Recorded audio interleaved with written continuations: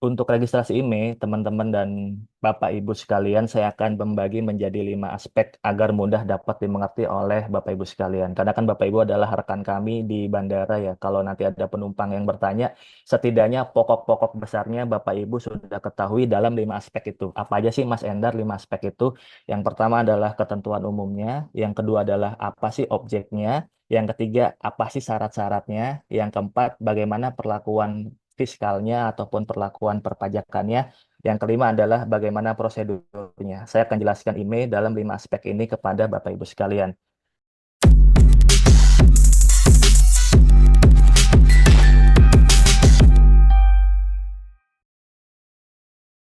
Baik, terima kasih Mbak Sivi atas kesempatan yang telah disampaikan. Apakah suara saya dapat terdengar dengan jelas? Siap, iya Pak. Baik, terima kasih. Bismillahirrahmanirrahim. Assalamualaikum warahmatullahi wabarakatuh.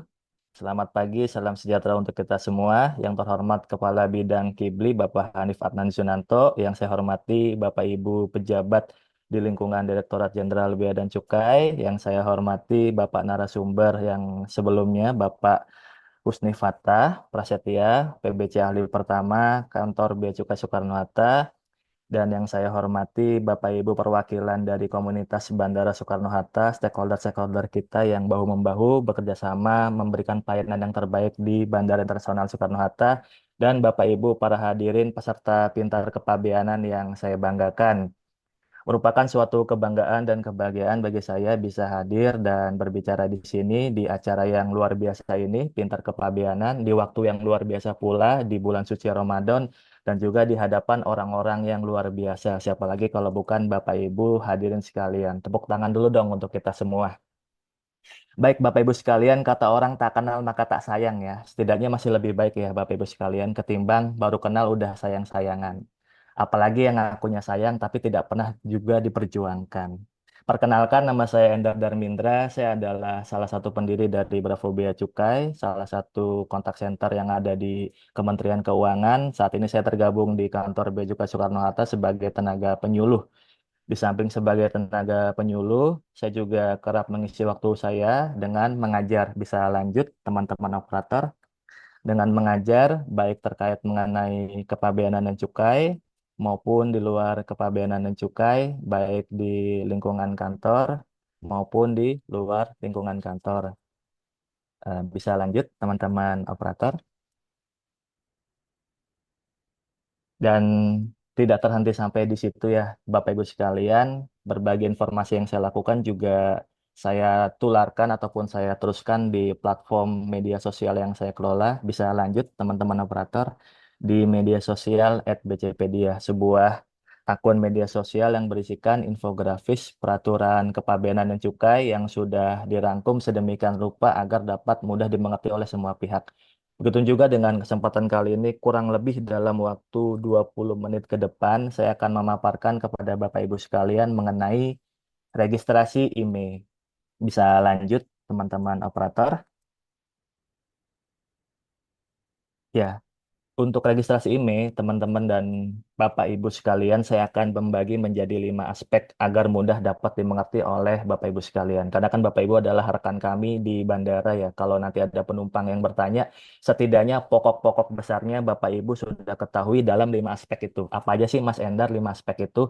Yang pertama adalah ketentuan umumnya, yang kedua adalah apa sih objeknya, yang ketiga apa sih syarat-syaratnya, yang keempat bagaimana perlakuan fiskalnya ataupun perlakuan perpajakannya. Yang kelima adalah bagaimana prosedurnya. Saya akan jelaskan IMEI dalam 5 aspek ini kepada Bapak Ibu sekalian. Kita masuk yang pertama yaitu mengenai ketentuan umumnya. Apa sih Mas Endar ketentuan umum dari registrasi IMEI? Ketentuan umumnya adalah untuk registrasi IMEI paling banyak diberikan maksimal 2 pieces untuk penumpang atau awak sarana pengangkut ya. Itu adalah ketentuan umum yang pertama. Hal ini sesuai dengan Perkominfo nomor 1 tahun 2020. Itu adalah aspek yang pertama. Sekarang aspek yang kedua, yaitu mengenai objeknya. Objeknya itu ada dua, teman-teman sekalian. Secara singkatnya ada dua. Tapi kalau secara bahasa peraturannya, tadi Mas Fatah udah menyinggung ada tiga, yaitu adalah handphone, komputer genggam, dan komputer tablet. Namun untuk saat ini sudah bermetamorfosis menjadi dua, yaitu adalah smartphone dan juga tablet. Kenapa Mas Endar sudah bermetamorfosis? Mungkin Bapak Ibu yang kelahiran 90 ke bawah ya, generasi Y dan generasi baby boomer, mungkin dulu masih ingat ya, ada sebuah handphone yang hanya bisa pakai buat telepon doang ya. Layarnya pun juga masih hitam putih, baterainya bisa berminggu-minggu bertahan gitu ya. Kalau buat nimpuk maling pun bisa benjol itu kepala gitu ya. Itu adalah handphone yang dimaksud di dalam definisi dari HKT itu. Jadi hanya bisa buat telepon saja. Lalu juga mungkin kita ingat ya ada istilah namanya PDA ya, Personal Digital Assistant ya, PDA ya. Jadi sebuah tingkat lebih lanjut, lebih mutakhir gitu ya. Jadi bisa melakukan pekerjaan, bisa berseluncur di dunia maya dan bisa mengirim email. Sekarang PDA sama handphone yang jadul itu udah bermetamorfosis menjadi smartphone gitu ya. Jadi kalau Bapak Ibu nanti ditanya oleh penumpang, apa aja sih objek yang harus didaftarkan emailnya? Ada dua ya, smartphone dan juga tablet, sederhananya seperti itu ya Bapak Ibu sekalian.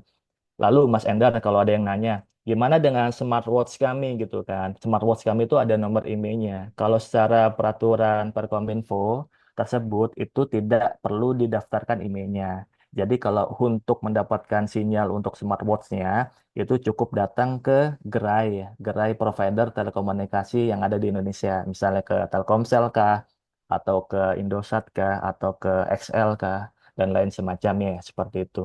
Itu adalah aspek yang kedua, yaitu mengenai objeknya. Lalu, apa aja sih syaratnya, Mas Endar, gitu ya? Kita masuk ke aspek yang ketiga, yaitu syarat-syarat dokumennya. Bisa lanjut. Nah, syarat-syarat dokumennya hanya ada tiga saja, Bapak Ibu sekalian. Yang pertama, kita butuh paspor, karena ini kan kita konteksnya adalah untuk pemaparan yang ada di bandara ya, jadi penumpang. Sebenarnya IMEI juga bisa didaftarkan melalui barang kiriman, tapi karena tema kita Pintar Kepabeanan ini adalah untuk segala hal terkait ke bandar udaraan, maka kita akan bahas di aspek penumpangnya saja. Jadi syaratnya ada tiga dokumen, yaitu paspor, boarding pass, pastikan tiba di hari itu ya, Bapak Ibu sekalian, lalu gawainya, gawai yang hendak didaftarkan. Kalaupun ada dokumen tambahan yaitu berupa NPWP karena nanti ada pengaruhnya di PPh pasal 22 impor. Kalau punya NPWP tarifnya bisa 10%. Tadi Mas Fatah udah ngasih contoh di ilustrasi di slide yang terakhir ya. Kalau tidak punya NPWP itu kena 100% lebih tinggi dari tarif normalnya yaitu 20% Bapak Ibu sekalian. Atau juga bisa pakai KTP selama NIK-nya sudah dipadankan ya. Sekarang kan ada ketentuan dari DJP ya Bapak Ibu sekalian ya. NIK bisa bisa jadi sebagai NPWP selama sudah dipadankan di sistemnya DJP. Kalau sudah dipadankan itu bisa juga sebagai pengganti NPWP yang selama ini kita kenal. Seperti itu ya Bapak Ibu sekalian. Itu sudah tiga aspek kita bisa mengerti dengan cepat ya. Tadi udah ketentuan umumnya, kita sudah tahu objeknya, kita sudah tahu syaratnya. Lalu yang keempat, selanjutnya teman-teman operator kita harus mengetahui ketentuan fiskalnya. Nah, ini juga cukup penting karena tadi udah cukup dijelaskan dengan komprehensif banget gitu ya, dengan luar biasa oleh Mas Fatah. Jadi saya tidak akan berpanjang lebar lagi tentang ketentuan fiskalnya. Sama sebagaimana yang Mas Fatah tadi sampaikan, kalau personal use ada hak pembebasan de minimis itu 500 US dollar setiap orang untuk kedatangan. Kalau saya tulis di sini PPN-nya 12%, itu jangan salah paham ya Bapak Ibu sekalian. Memang secara undang-undang PPN itu 12%.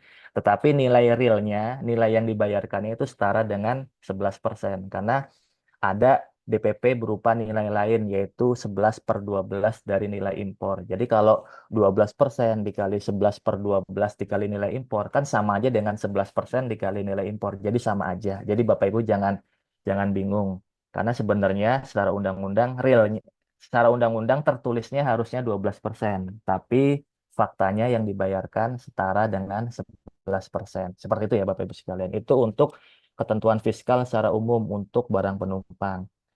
Tapi kalau Bapak Ibu nanti didatangi penumpang yang mengaku sebagai PMI, bisa lanjut teman-teman operator, itu ada fasilitas fiskal lebih gitu ya kepada teman-teman kita yang berstatus sebagai pekerja migran Indonesia. Selama dia udah terdaftar di BP2MI. BP2MI itu sekarang udah bermetamorfosis ya menjadi kementerian ya Bapak Ibu sekalian. Namanya adalah Kementerian Perlindungan PMI. Kementerian Perlindungan PMI. Atau yang kontrak kerjanya tercatat di aplikasi Lapor Diri Peduli WNI Kementerian Luar Negeri, Kemenlu ya. Jadi mereka bisa dapat pembebasan tidak terbatas di angka 500 US dollar selama tadi ya syaratnya itu ya terdaftar di BP2MI atau Kementerian Perlindungan PMI atau kontrak kerjanya terdaftar di Peduli WNI milik Kemenlu. Itu ada syaratnya maksimal tetap dua untuk satu kali kedatangan dalam periode 1 tahun ya. Misalnya hari ini saya datang sebagai PMI bawa satu handphone yang dibebaskan untuk satu handphone. Tapi 2 bulan kemudian dia datang lagi untuk bawa satu handphone lagi, maka yang kedua itu tidak akan dikasih pembebasan karena tadi untuk satu kali kedatangan. Ingat satu kali kedatangan dalam periode 1 tahun ya. Jadi untuk satu kali kedatangan. Itu untuk fasilitas fiskal PMI. Lalu juga ada fasilitas fiskal untuk WNI yang bertempat tinggal di luar negeri selama 1 tahun. Namanya adalah mekanisme barang pindahan. Itu juga bisa mendapatkan pembebasan tidak terbatas di angka 500 US dollar selama dia memenuhi persyaratan, yaitu dapat surat keterangan pindah dari KBRI atau KJRI di negara asal. Kalau dia sebagai pekerja ya di sana ya. Tapi kalau dia sekolah itu ada surat keterangan selesai studi dari universitasnya yang tempat dia di luar negeri. Lalu juga ada daftar barang yang ditanda sahkan oleh perwakilan Republik Indonesia di luar negeri atau KBRI atau KJRI tadi ya, serta fotokopi paspornya. Nanti bisa dapat pembebasan dengan tetap maksimal 2 unit ya. Dan yang penting juga untuk kami bagi di sini teman-teman sekalian, misalnya nih ada si A, dia PMI juga, tinggal setahun juga di luar negeri. Boleh tidak Mas Endar, saya daftarkan dua dengan fasilitas PMI, dua handphone dengan fasilitas barang pindahan? Tidak bisa. Untuk fasilitas itu tidak boleh double-double. Jadi harus tetap memilih salah satu jenis fasilitasnya. Jadi kalau dia mau pakai fasilitas PMI bisa, kalau dia hanya pakai fasilitas barang pindahan juga bisa. Jadi seperti itu ya Bapak Ibu sekalian.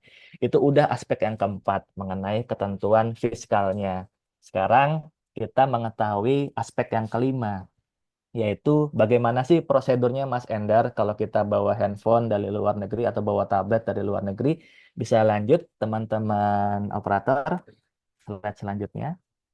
Untuk prosedurnya, penumpang tadi udah dijelaskan sama Mas Fatah wajib mengisi ECD terlebih dahulu. Jadi ada 2 step ya. Pertama, step pengisian ECD tadi udah dijelaskan panjang lebar oleh Mas Fatah. Saya tidak akan mengulang kembali.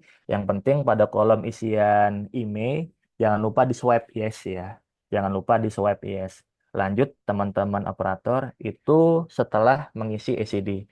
Setelah mengisi SID, jangan lupa datang ke posko IMEI. Nah, ini yang kerap kali suka lupa para penumpang yang hadir di Indonesia itu, yang tiba di Indonesia itu. Jadi merasa sudah scan IMEI, mohon maaf, merasa sudah scan ECD gitu ya. Dia menganggap bahwa saya sudah daftar IMEI, padahal belum. Ada 2 step ya. Pertama, step daftar ataupun scan ECD dulu. Lalu selanjutnya adalah datang ke petugas registrasi IMEI.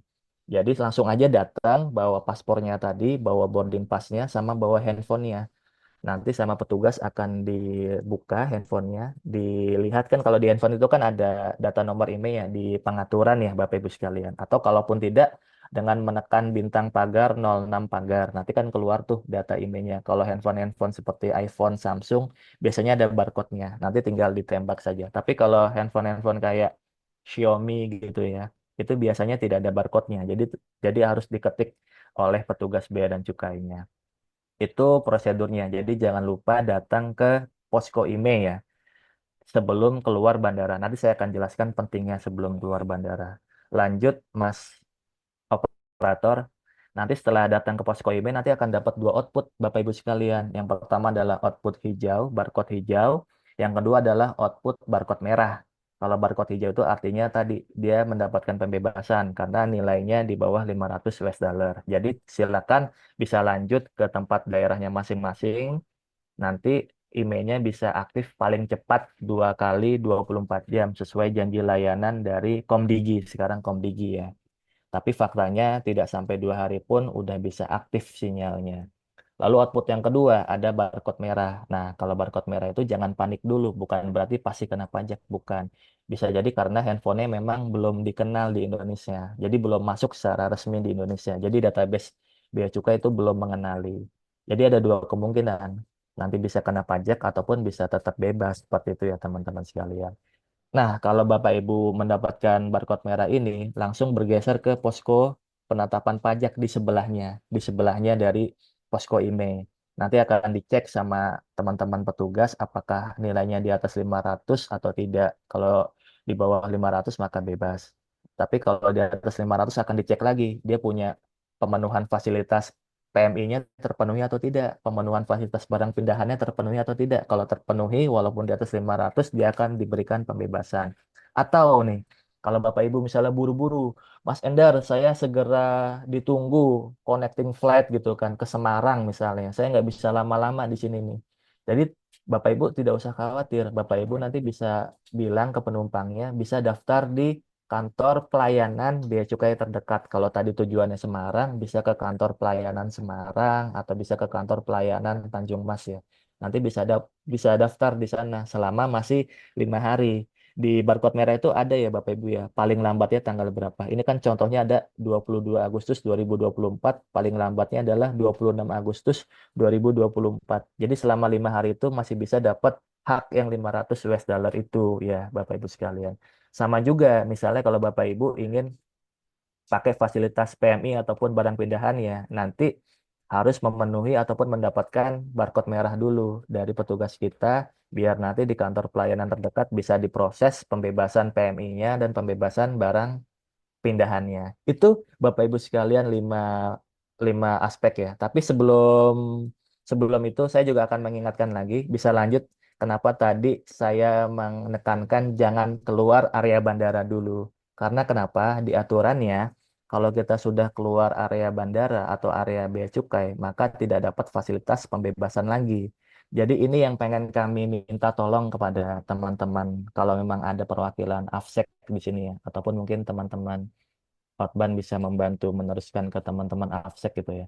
Karena kami lihat banyak terjadi gitu ya, yang kontraflow gitu kan di Terminal 3 itu. Jadi penumpang yang sudah keluar area custom, mereka balik lagi ke area bea cukai dengan dalih mau mendaftarkan email. Di situ semestinya bisa ditahan. Ditahan kalaupun tidak ditahan karena memiliki pas bandara mungkin ya.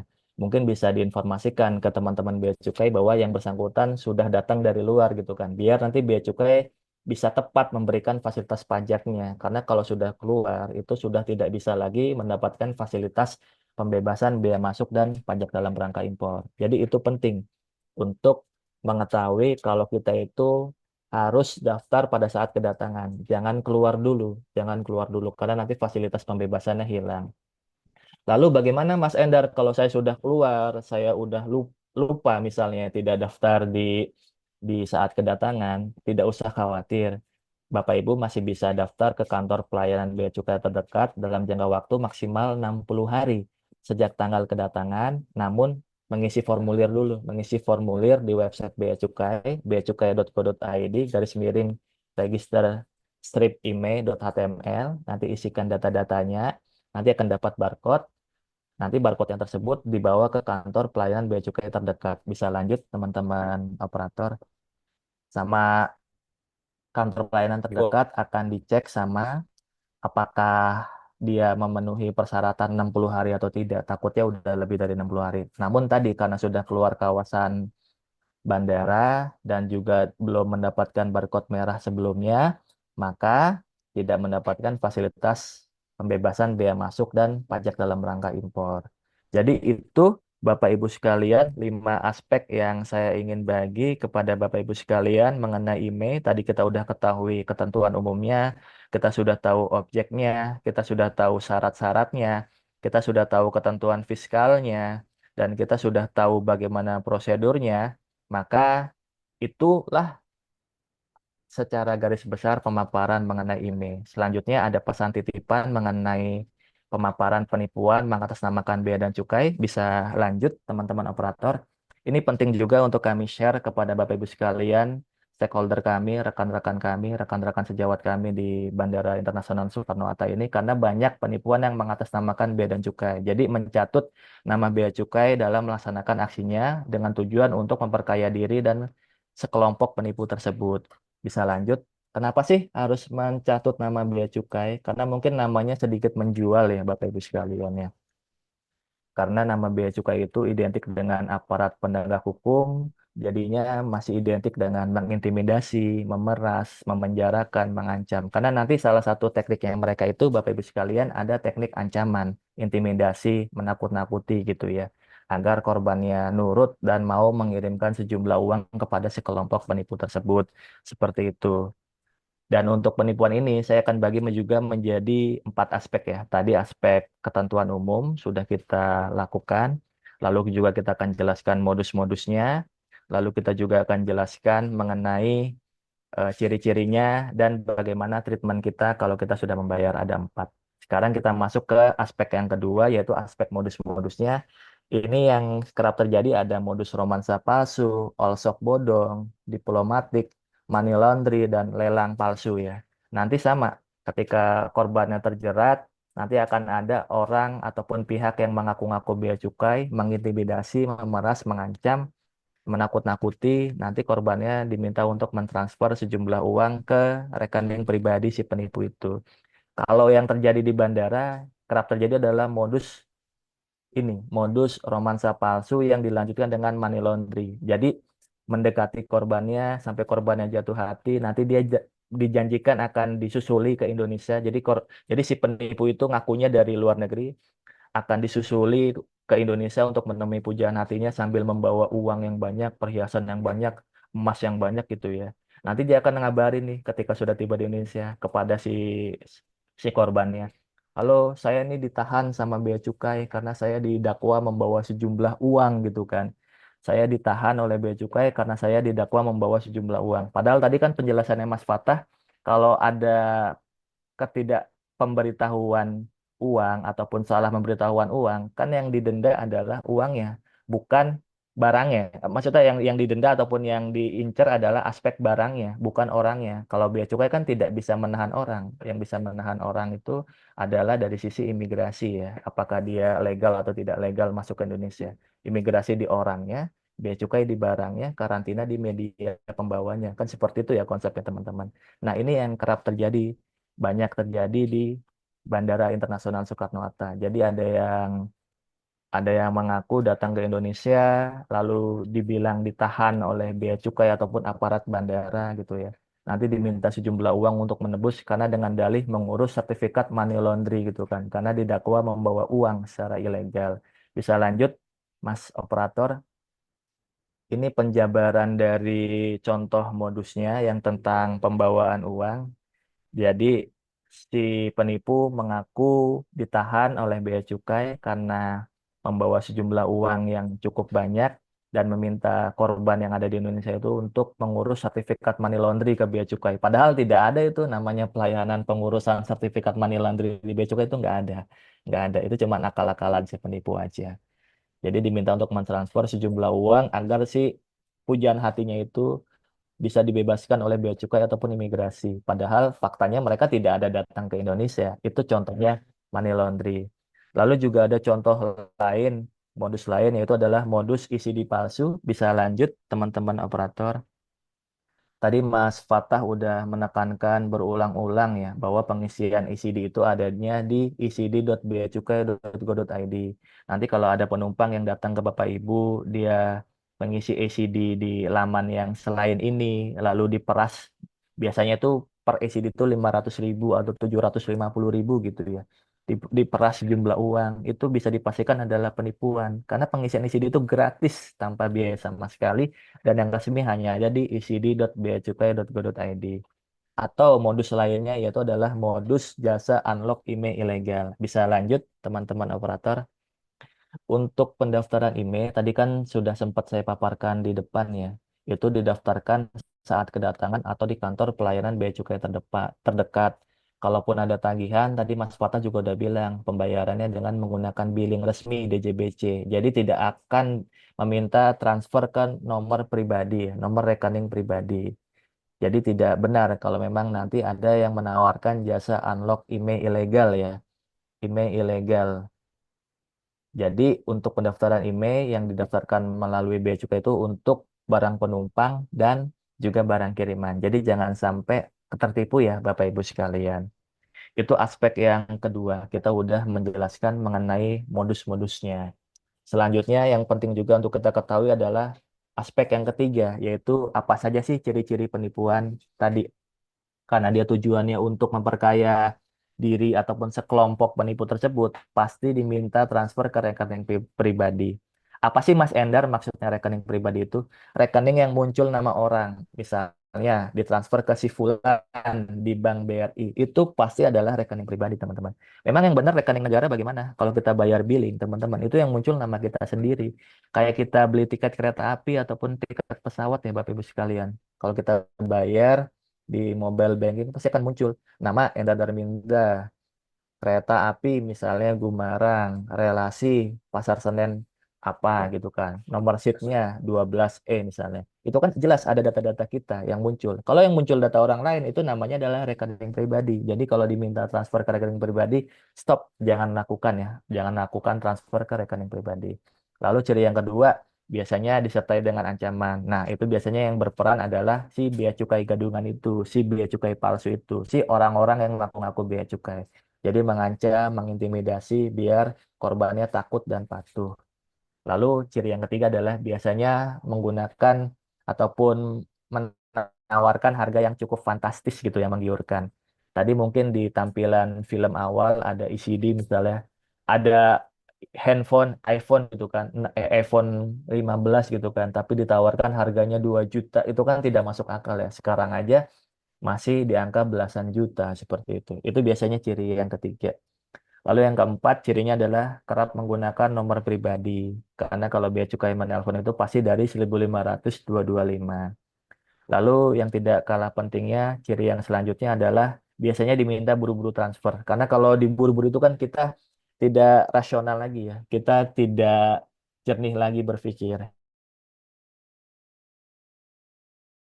Itu ada jangka waktu yang cukup tidak sempit, ada jangka waktu yang cukup lama gitu kan. Tidak harus diburu-buru transfer detik ini juga, malam ini juga. Biasanya kalau penipu gitu, harus transfer saat ini juga. Kalau dalam waktu 30 menit tidak transfer, nanti akan ada polisi yang jemput Anda ke rumah Anda kayak gitu kan. Itu tidak benar karena ada jangka waktu billingnya yang tidak secepat itu. Lalu biasanya juga ciri yang selanjutnya adalah menggunakan identitas ataupun foto-foto petugas bea dan cukai. Karena kan mungkin foto-foto kita karena sering ngisi webinar, mungkin wajah Endar, wajah Silvi Manis ini mungkin kerap terpampang di media-media massa, di media-media sosial, itu sering dicomot gitu kan oleh penipu untuk dipakai menjerat korbannya. Itu aspek yang ketiga, udah kita jelaskan mengenai ciri-ciri penipuan. Selanjutnya aspek yang keempat, yaitu apa sih yang kita harus lakukan ketika kita sudah terlanjur melakukan transfer ya. Yang pertama, kita bisa lapor kepada kepolisian, nanti bisa dibuatkan laporan kepolisian. Nanti syukur-syukur uangnya masih belum ditarik oleh penipu sehingga mungkin bank bisa mengambil balik uangnya ke rekening Bapak Ibu sekalian. Atau bisa juga lapor ke cekrekening.id, sebuah platform yang dikelola oleh Kominfo, agar kita bisa menjadi whistleblower gitu. Maksudnya kita bisa memberikan pesan berantai gitu kan. Kalau nanti ada kasus di mana minta transfer ke rekening 1234, oh ternyata rekening itu udah dilaporkan atau belum ya. Nah, itu bisa ceknya di cekrekening.id itu. Atau kita bisa lapor ke Kominfo via Twitter ya. Namanya adalah @aduanppi. Nanti bisa diblokir karena Kominfo yang punya kewenangan untuk memblokir nomor handphone seseorang. Jadi kan pasti penipu itu dalam meneror kita kan pasti kan mengechat kita ataupun nelponin kita ya. Nanti nomornya itu bisa diblokir sama Kominfo. Atau kita juga bisa report ya kalau seandainya dia melaksanakan modus all shop gitu ya, jual beli online di Instagram ataupun membuat lelang palsu di Instagram. Nah, akun Instagram itu kita bisa report biar di take down oleh Meta atau Instagram, ataupun kita bisa berikan testimoni-testimoni gitu ya. Karena pasti mereka itu komplotan. Pasti kalau akun Instagram itu yang all shop bodong ataupun lelang palsu itu biasanya diisi oleh komentar-komentar ataupun testimoni-testimoni dari teman-temannya sendiri. Itu mereka udah satu komplotan, udah saling bahu membahu untuk menipu orang lain. Jadi jangan mudah percaya dengan sebuah sebuah produk yang ditawarkan di Instagram dengan dengan testimoni yang banyak gitu kan. Bisa jadi itu testimoni palsu yang dibuat oleh komplotannya. Dan biasanya pasti akun komentarnya itu di di hide gitu ya ataupun dibatasi. Nah, itu bisa jadi salah satu ciri akun Instagram yang dipakai buat menipu. Jadi itu empat aspek Bapak Ibu sekalian tentang penipuan mengatasnamakan bea cukai. Kita sudah tahu ketentuan umumnya, kita sudah tahu modus-modusnya, kita sudah tahu ciri-cirinya, dan kita sudah tahu apa treatment kita ketika kita sudah lanjut bayar. Maka mudah-mudahan dengan pemaparan ini bisa membuat kita jadi lebih aware lagi, bisa menghindarkan kita ataupun keluarga kita ataupun saudara-saudara kita ataupun kerabat kita dari tindak pidana penipuan yang mengatasnamakan bea dan cukai. Kalau ada informasi lebih lanjut yang ingin ditanyakan, bisa di slide yang selanjutnya. Itu ada akun media sosial kami di BC Suta maupun di Bravo Bea Cukai. Nanti Bapak Ibu bisa bertanya mengenai kepabeanan dan cukai kepada teman-teman kami di BC Suta ataupun di Bravo Bea Cukai yang ada di slide terakhir ya, di slide terakhir. Demikian pemaparan saya. Saya Endar Danamindra. Terima kasih atas segala perhatiannya. Mohon maaf apabila ada kekurangan. Assalamualaikum warahmatullahi wabarakatuh. Waalaikumsalam warahmatullahi wabarakatuh. Terima kasih kepada Bapak Endar atas pemaparan materinya tentang registrasi email yang luar biasa. Wah, bermanfaat sekali ya materi pintar kepabeanan kita hari ini. Nah, gimana nih dari penyampaian materi tadi, dari Bapak Ibu peserta pintar kepabeanan, mungkin masih ada hal yang ingin ditanyakan atau masih membutuhkan penjelasan lebih lanjut? Silakan langsung raise hand jika ingin bertanya secara langsung atau dapat bertanya pada kolom chat ya, Bapak Ibu.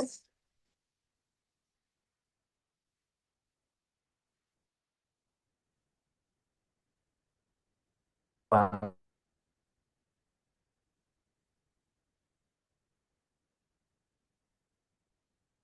Kami persilakan kepada Bapak Ibu untuk dapat mengaktifkan mikrofonnya dan bertanya secara langsung kepada narasumber. Terima kasih.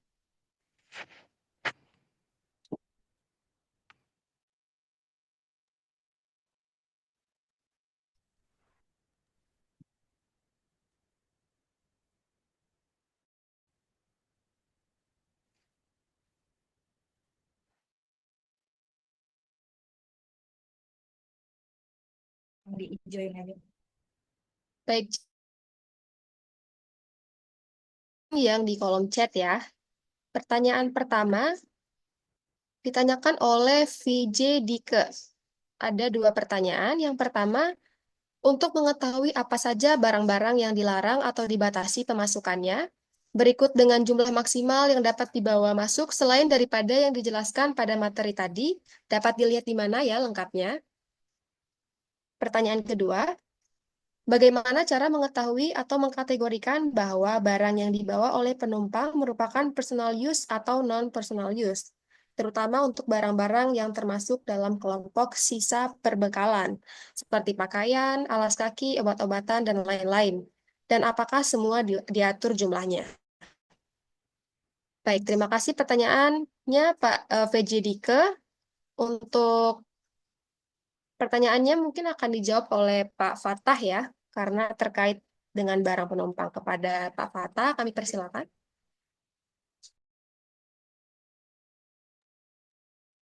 Baik, terima kasih atas pertanyaannya. Terima kasih Mbak Silvi pertanyaannya. Pertanyaannya, wah pertanyaannya agak berat ini. Untuk barang, untuk mengetahui apa saja barang yang dilarang atau dibatasi pemasukannya, ya. Oke.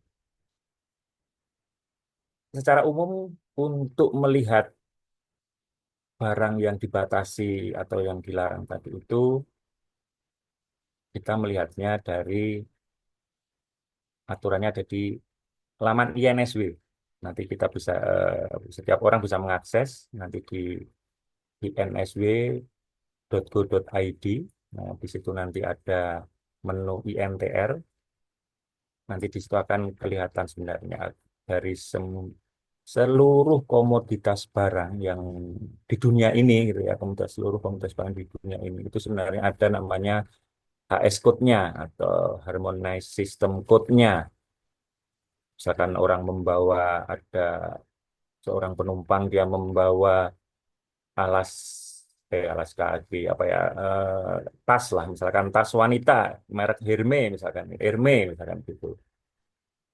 Itu bisa lihat nanti di INSW, misalkan itu seharusnya escode-nya di 420221, misalkan seperti itu, nanti akan terlihat di situ atas barang ini itu ada pembatasannya, misalkan dari Kementerian Perdagangan harus ada persetujuan impor PI atau laporan atau PILS atau laporan surveyor, nanti bisa eh, dilihat dari situ. Memang tidak langsung muncul apa namanya, ini dibatasinya jumlahnya berapa atau seperti apa, karena memang itu harus pelajari lagi gitu ya. Itu harus dilihat lagi di dalam aturannya sendiri. Oh, di Permendagnya menyatakan apa, nanti harus dipelajari eh, di situ lagi. Artinya memang tidak secara umum langsung muncul semua barang itu dibatasi jumlahnya sekian. Itu muncul di INFC itu tidak. Namun memang harus dilihat lagi di aturan yang ada di dalam atau tautan atau aturan yang ada di dalam HS code tersebut atau atas komoditas tersebut. Secara umum melihatnya adalah dari sana ya, secara mudahnya. Namun memang untuk hal-hal yang bersifat umum dari Bea Cukai sendiri, kami pastinya akan memberitahukan gitu ya, memberitahukan atau mengumumkan pada pengguna jasa gitu, beberapa pengguna jasa atau penumpang itu eh, apa saja gitu ya, apa saja barang yang boleh dibawa atau dibatasi itu eh, dari pengumuman, mungkin dari layar yang ada di layar pengumuman yang ada di bandara seperti itu. Umumnya kami melakukan hal tersebut. Kemudian yang kedua, bagaimana cara mengetahui atau mengkategorikan ya bahwa barang yang dibawa oleh penumpang ini merupakan personal use atau non personal use, termasuk barang kelompok sisa perbekalan. Apakah semua diatur jumlahnya? Oke, kembali lagi bahwa kewenangan untuk menetapkan barang yang dibawa oleh penumpang itu sebagai personal use atau non personal use itu bea cukai yang menentukan. Karena untuk barang-barang penumpang saat ini masih mazhabnya gitu ya, secara aturannya itu masih bersifat profesional assessment. Artinya petugaslah yang menentukan, yang mengkategorikan atas barang yang dibawa oleh penumpang ini sebagai personal atau non personal use. Termasuk tadi misalnya sisa perbekalan atau juga. Memang nanti dalam proses untuk menetapkan sebagai personal dan personal use, kami pasti akan melakukan asesmen atau pemeriksaan awal lah ya, pemeriksaan awal untuk memastikan bahwa sebenarnya oh barang ini eh, personal use-nya si penumpang gitu, atau oh ini kalau secara lihat komoditasnya ini tidak umum bahwa ini sebagai personal use dari penumpang, maka kami akan tetapkan sebagai non personal use. Nah, itu dikembalikan lagi bahwa kewenangan itu ada di petugas atau pejabat bea cukai yang eh, berhak menentukan itu sebagai personal atau non personal use dari penumpang. Dan apakah semua diatur jumlahnya?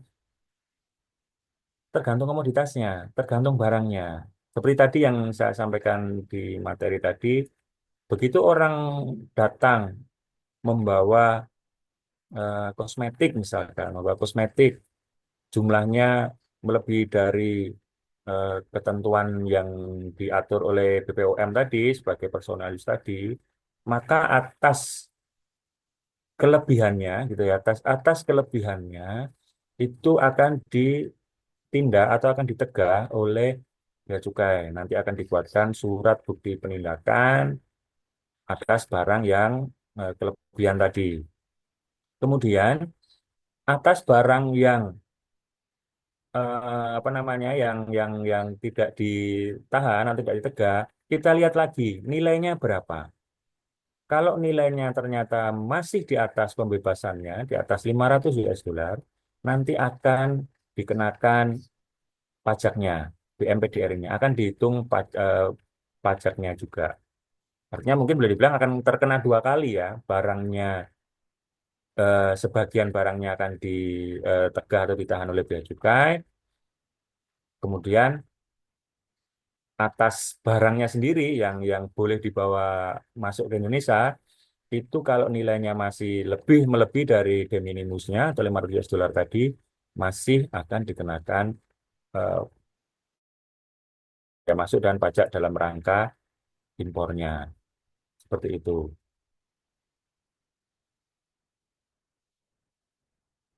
Mungkin itu ya jawaban atas pertanyaannya Pak Bike VJ ini. Terima kasih. Baik, terima kasih kepada Bapak Fata atas jawaban dari pertanyaan Pak VJ tadi. Kita ke pertanyaan selanjutnya ya, dari Bapak Syafrida Rizal. Pertanyaannya adalah, yang sering kami temui adalah saat penumpang akan melakukan registrasi IMEI-nya, tetapi boarding pass mereka hilang. Pertanyaannya adalah, dengan bukti penggunaan tiket penumpang, apakah bisa sebagai pengganti fungsi boarding pass yang hilang dengan menunjukkan status dari tiketnya yang sudah diterbangkan? Apakah bisa? Mohon izin kepada Pak Endar, mungkin bisa untuk dijawab. Terima kasih. Ya, baik. Terima kasih atas pertanyaan yang telah disampaikan dari Bapak Safrida Rizal ya, atas pertanyaan yang sangat luar biasa. Jadi beliau menanyakan kalau seandainya boarding pass-nya hilang itu bagaimana. Jadi dapat kami jelaskan Bapak bahwasanya dasar aturannya ada di PR 7 garis miring BC tahun 2023. Jadi untuk daftar IMEI itu ada tiga syarat dokumen. Sebagaimana yang tadi udah dipaparkan di PPT. Yang pertama adalah paspor, yang kedua adalah bukti-bukti yang dapat menunjukkan perjalanan sebenarnya. Bahasanya itu seperti itu kalau di PR Dirjen ya. Nanti bisa dicek di PR 7 garis miring BC tahun 2023.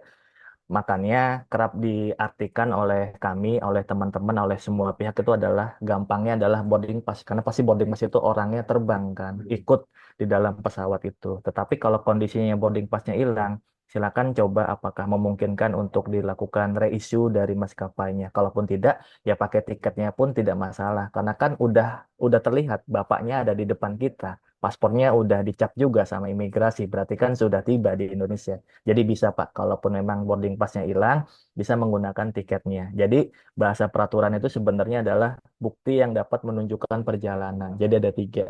Pertama itu adalah paspor, saya ulangi. Yang kedua adalah bukti yang dapat menunjukkan perjalanan. Lalu yang ketiga adalah gawainya, ataupun handphone atau tabletnya yang mau didaftarkan. Jadi itu tiga syaratnya. Sehingga semoga bisa menjawab ya pertanyaan dari Bapak Safrida Rizal. Terima kasih, saya kembalikan kepada MC. Baik, terima kasih kepada Bapak Endar atas jawaban dari pertanyaan tadi. Untuk pertanyaan selanjutnya dari Pak AG Pradana. Nah, ini Pak AG ada dua pertanyaan ya. Yang pertama, apabila dari luar negeri untuk membeli obat pribadi dan dibawa pulang ke Indonesia, bagaimana perlakuannya? Dokumen pendukung apa saja yang harus disiapkan? Kemudian pertanyaan kedua, untuk HKT yang dibeli atau dibawa dari luar negeri, apakah penumpang atau awak sarana pengangkut dapat mengecek mandiri terkait IMEI HKT tersebut sudah didaftarkan di Indonesia atau belum? Sehingga self-awareness saat membawa atau membeli HKT dengan IMEI tersebut dapat diketahui di awal. Baik, untuk pertanyaan pertama, dipersilakan untuk Pak Fatah ya untuk menjawab. Terima kasih.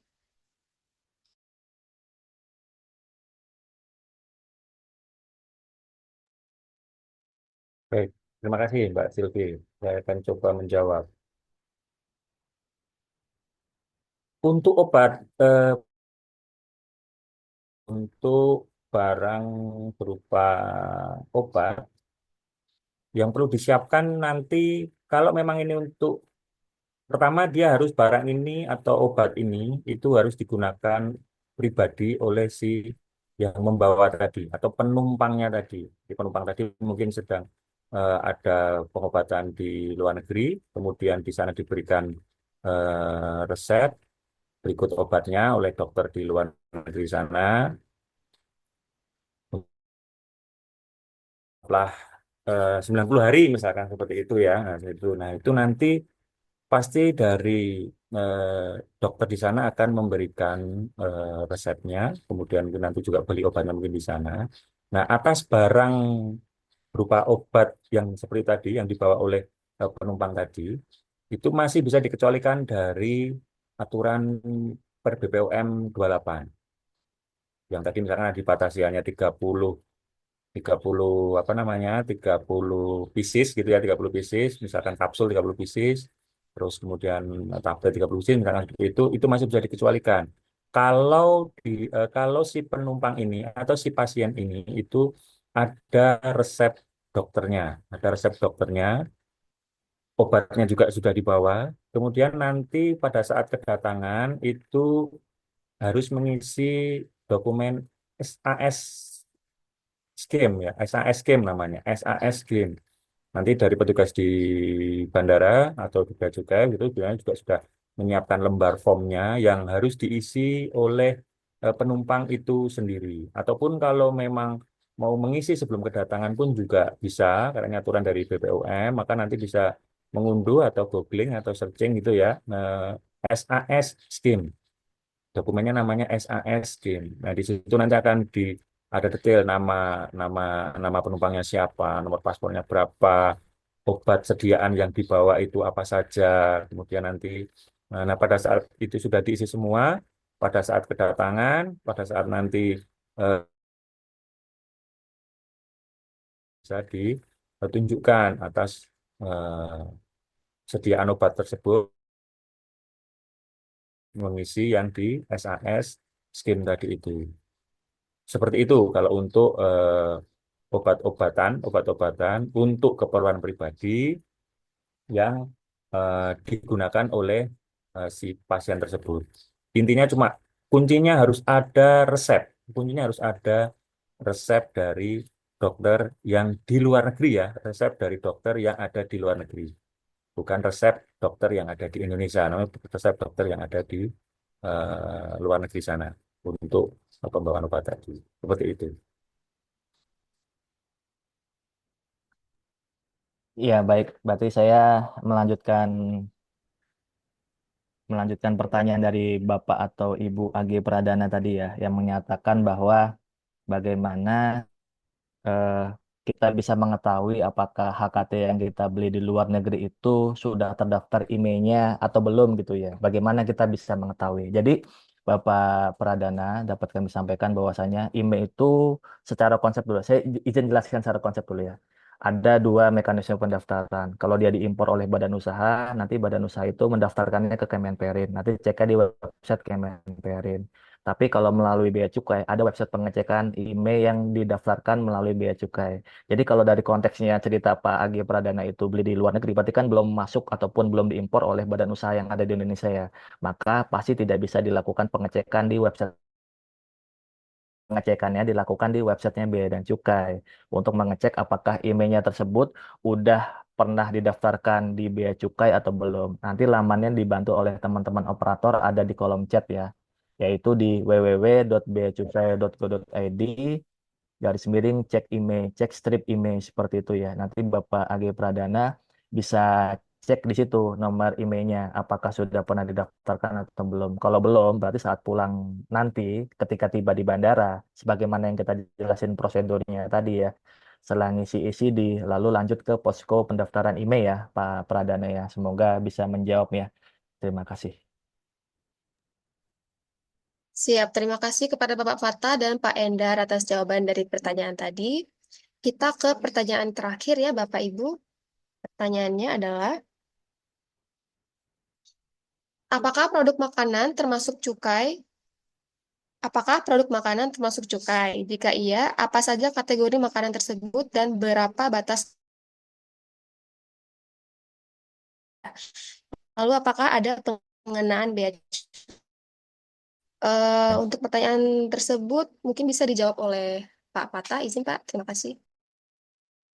Oke, izin. Mungkin ada mispersepsi dari presentasinya tadi ya.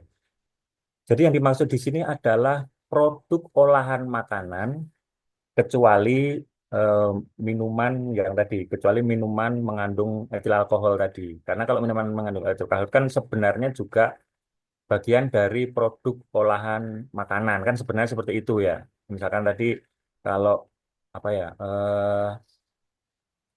misalkan arak, misalkan gitulah, arak. Arak itu mungkin kan bisa terbuat juga dari beras ya, dari beras. Itu kan sebenarnya kan beras itu kan makanan gitu ya, makanan yang diolah. Namun dia menjadi eh, minuman mengandung etil alkohol atau eh, apa namanya, atau minuman keras gitu ya, atau minuman keras. Nah, sebenarnya yang dimaksud di aturan ini itu hanya produk olahan makanan, namun kecuali adalah minuman mengandung etil alkohol atau minuman keras tadi. Karena minuman keras memang pembatasannya untuk setiap orang kan hanya 1 liter ya, seperti itu. Jadi hanya untuk produk olahan makanan, namun selain dari minuman mengandung etil alkohol atau minuman keras. Nah, itu batasannya berapa? Sesuai per BPOM 28 tahun 2023 itu maksimalnya sebagai personal use-nya itu hanya 5 kilogram, hanya 5 kilogram. Seperti itu. Semoga menjawab ya atas pertanyaan tadi dari Pak dari Muhammad Iksan ya, dari Muhammad Iksan, dari PT Sari Chicken Indonesia. Mungkin itu. Siap, terima kasih Pak Fata atas jawaban dari pertanyaannya Pak Iksan. Kita berlanjut, ada dua pertanyaan lagi, Pak. Untuk pertanyaan pertama, tadi sudah dijelaskan bisa melaporkan ke kantor pelayanan bea cukai terdekat 5 hari sejak mendapatkan barcode. Hari yang dimaksud 5 hari kerja atau kalender. Kemudian pertanyaan kedua, berapa jumlah maksimal HKT yang boleh dibawa oleh penumpang bukan TMI? Baik, untuk pertanyaan berikut mungkin bisa dijawab oleh Pak Endar. Persilahkan, Pak. Ya baik Mbak Sivi, terima kasih atas kesempatan yang telah diberikan. Terima kasih juga kepada penanya yang telah menanyakan yang sangat baik. Yang pertama dari Pak Yunizar underscore Jaya ya. Jadi dikatakan 5 harinya itu apakah 5 hari kalender atau 5 hari kerja? Baik, minta tolong ditampilkan lagi slide-nya. Jadi kan tadi ada dua output ya Bapak Ibu sekalian. Ada output hijau dan ada output merah.